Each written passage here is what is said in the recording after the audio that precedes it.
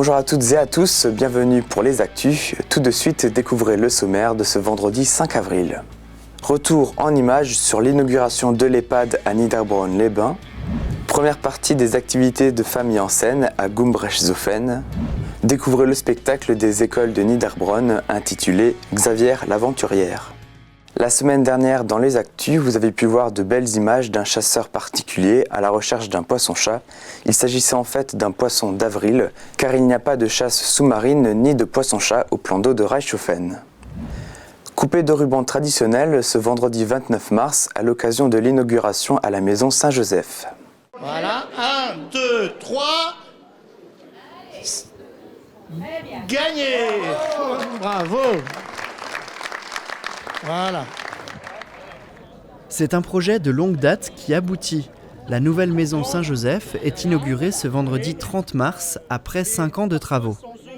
Le groupe Saint-Sauveur et les collectivités ont investi 12 500 000 € dans la réalisation.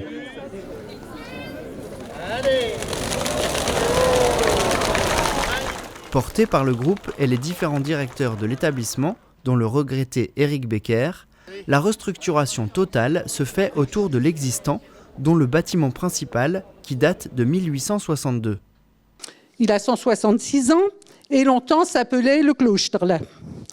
Il se nomme maison de retraite depuis 1993. En 2014, la première pierre des travaux est posée. En juin 2018, les travaux s'achèvent et en septembre, la maison Saint-Joseph compte 93 résidents. Lits supplémentaires, espaces confortables, PASA, unité de vie protégée, jardin thérapeutique, salon de coiffure, tout y est. Dans son discours, sœur Monica Heuser, supérieure générale des Sœurs du Très Saint-Sauveur, a révélé le nouveau nom de l'EHPAD. EHPAD Mère Alphonse Marie, Maison Saint-Joseph. Les élus ont rappelé l'importance des aides aux aînés. Sur notre budget d'1 milliard, nous consacrons 250 millions à la politique d'autonomie. Pour relever aujourd'hui le défi de la dépendance, près de 10 milliards d'euros supplémentaires seraient nécessaires. Pour les pouvoirs publics, le vieillissement coûte déjà 24 milliards d'euros par an. Et le conseil départemental, les conseils départementaux, y prennent évidemment une part significative. Avant la visite, tous ont salué le travail des quelques 44 employés et des bénévoles de l'EHPAD. Le mot de la fin revient à un résident de la maison Saint-Joseph. Un grand merci à la direction pour ce projet inoubliable qui a fait un travail de grande qualité. Leben lied, wie lange hat die Retrette noch Zeit? In Niederbronn sind wir jetzt heim. Maison Saint-Joseph ist jetzt unser Heim.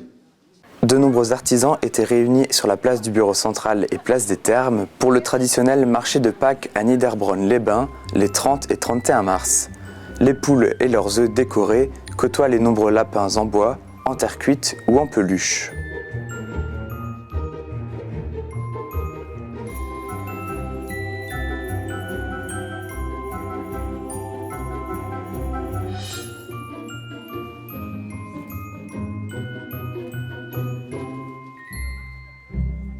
L'événement lance la saison des festivités. L'exposition Artisapac est à voir à l'Office de tourisme jusqu'au 25 avril. 4e édition de l'événement printanier organisé par le Rail, Famille en scène. Du 25 mars au 5 avril, 70 animations sont organisées sur le territoire. Famille en scène, c'est tout un programme. Comme chaque année, une trentaine de structures d'accueil participent à la découverte d'activités familiales, aux rencontres d'information, ateliers, conférences et spectacles.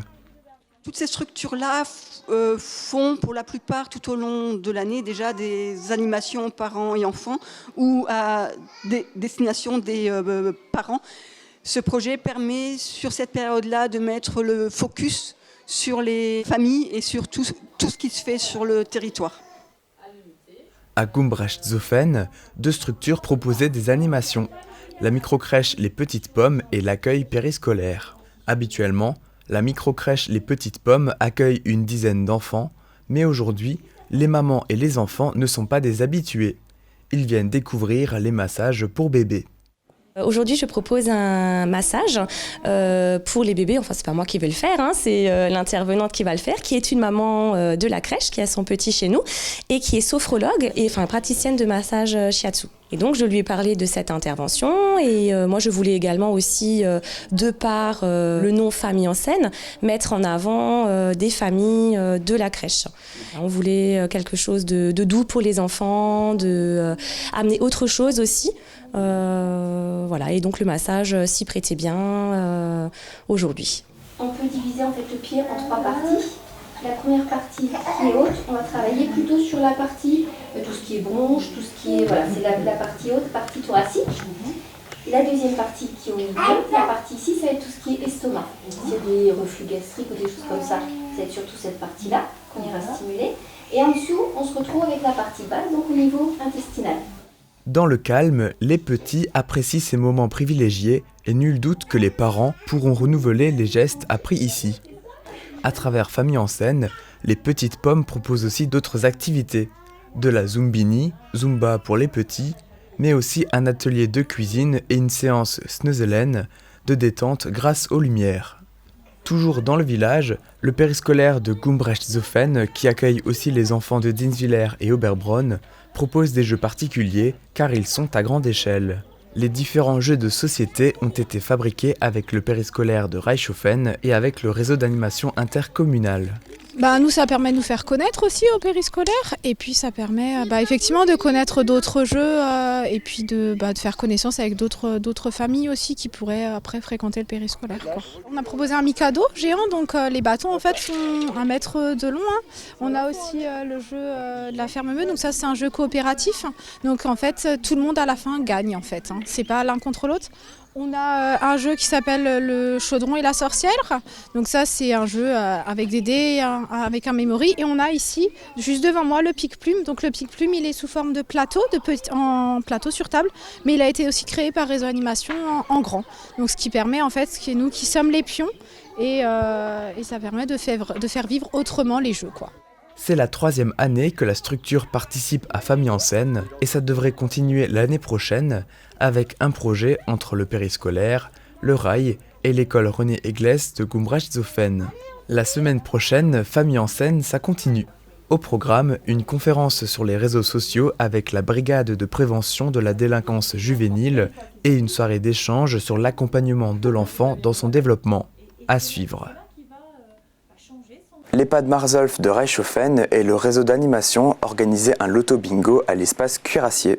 Samedi 30 mars, malgré la finale du Racing le même soir, plus de 350 personnes écoutaient attentivement les numéros tirés par Fabien.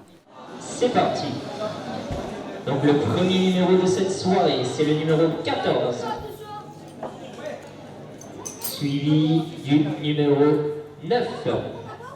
De nombreux lots offerts par les commerçants, médecins et kinésithérapeutes sont remportés, tels qu'un overboard, un drone, une console de jeu et autres offres de séjour. Les élèves des écoles de Niederbronn-les-Bains sont passés sur la scène du Moulin Neuf ce vendredi 22 mars. Les images du spectacle sont signées TVN. Salle comble au Moulin Neuf pour le spectacle des élèves d'Audrey Lage et Michel Lang-Dollinger des écoles de Niederbronn-les-Bains. Xavier l'aventurière parcourt le monde et rencontre des animaux en tout genre. Tous s'inspirent du colibri qui, comme le raconte une légende amérindienne, fait sa part pour éteindre un incendie, même si cela ne représente que quelques gouttes d'eau. Colibri, tu n'es pas fou? Tu crois que c'est avec ces gouttes d'eau que tu vas éteindre le feu? Je le sais, mais je fais ma part du travail. Marie Bernard, l'auteur des albums de Xavier l'aventurière, est présente avec sa mamie Lou pour la représentation.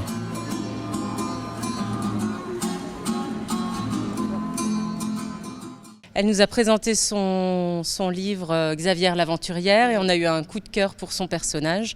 C'est un personnage qui est un peu autobiographique, oui, mais que j'ai créé à l'époque où je travaillais en périscolaire avec l'équipe du périscolaire. On voulait faire une découverte du monde, voilà, partir à l'aventure avec les enfants.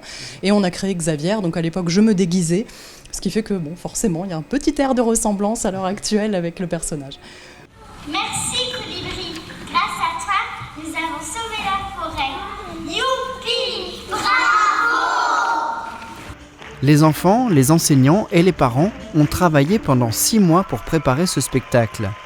José a préparé 10 draps peints par les enfants. En classe, ils ont aussi créé leur album et avec Marie et Gabriel de l'école de musique du canton de Niederbronn-les-Bains, ils ont préparé les chants et les ambiances sonores.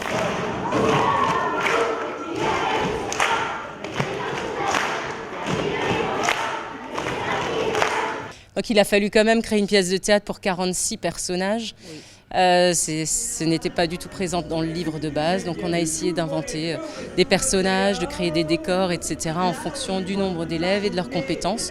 Ce ne sont pas les livres, bien qu'on verra le premier livre en images en introduction, mais ce ne sont pas les livres qui sont pris, c'est une aventure propre à nos élèves.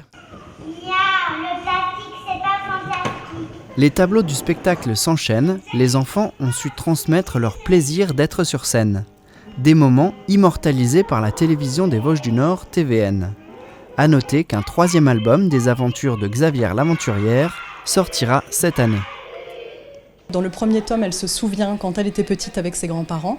Et dans le deuxième, elle part à l'aventure. L'idée, c'est d'avoir à chaque fois un pays traité par livre. Oui, il y a fort à parier que très bientôt, Xavier, Mamilou, Papiaga et le chat remonteront à bord de la Ravion Rouge. De nouvelles aventures! Pour terminer, cette image de la semaine, ou plutôt ces images, qui resteront gravées dans la mémoire des amateurs de foot alsaciens. Vous êtes nombreux à avoir fait le déplacement à Lille, que ce soit depuis Dambar, Reichshofen ou Gundershofen, pour assister au sacre. Après 1997 et 2005, le Racing remporte la Coupe de la Ligue 2019. Il rejoint Bordeaux et Marseille au 2e rang des clubs les plus titrés de la compétition derrière le PSG. C'est tout pour les actus. Tout de suite, découvrez le nouveau tome de La Vallée perdue écrit par Huguette Eichwald. On se retrouve vendredi prochain, vous pourrez voir la suite de Famille en scène. D'ici là, prenez soin de vous et passez une bonne semaine.